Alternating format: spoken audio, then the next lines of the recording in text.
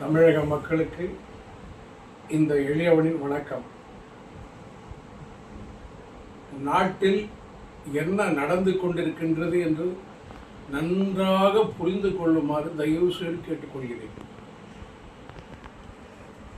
ஒன்றிய அரசு தமிழ்நாட்டை 100% வஞ்சிக்க வேண்டும் என்ற முடிவுக்கு வந்துவிட்டது.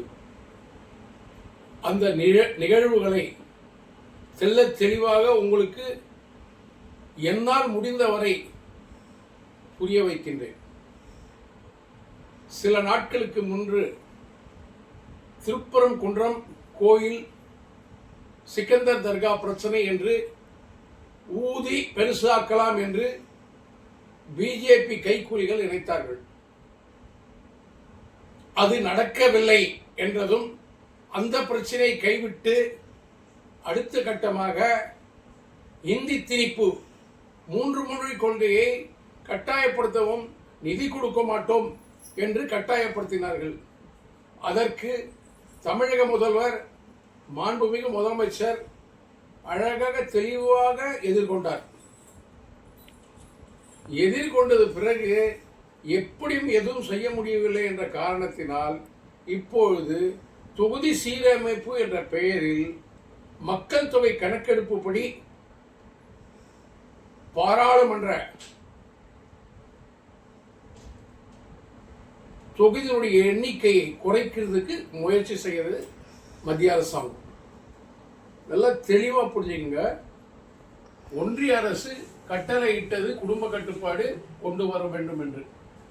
அந்த ஒன்றிய அரசு சொன்ன வார்த்தைக்கு உட்பட்டு தமிழ்நாட்டில் குடும்ப கட்டுப்பாடும் மக்கள் தொகை குறைப்பும் அழகாக கடந்த அரசாங்கங்கள் அத்தனையும் செய்து வந்தது. ஆனால் இதை எதையுமே கடைபிடிக்காத உத்தரப்பிரதேஷ், பீகார் தொகுதிக்கு மக்கள் தொகை அடிப்படையில் நாங்கள் சீட்டு கொண்டு வருவோம் அப்படின்னு கொண்டு வந்துட்டீங்க. எந்த வகையில் இது நியாயம்? உங்க பேச்சை கேட்ட மாநில அரசாங்கம் தமிழக அரசாங்கத்துக்கு வஞ்சிக்கிறதுக்காகவே இது செயல்பட்டு இருக்கீங்க. எந்த வகையில நியாயம்? எந்த வகையில நியாயம்ன்ற நல்ல அறிவார்த்தமா தான் செய்றீங்களா, அறிவு கட்டத்தனமா செய்றீங்களா?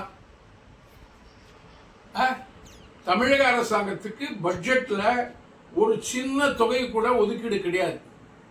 இந்தியாக்குள்ள தானே இருக்கோம் நாங்க. தமிழ்நாடுன்றது இந்தியாக்குள்ள இருக்கிற மாநிலம் தானே.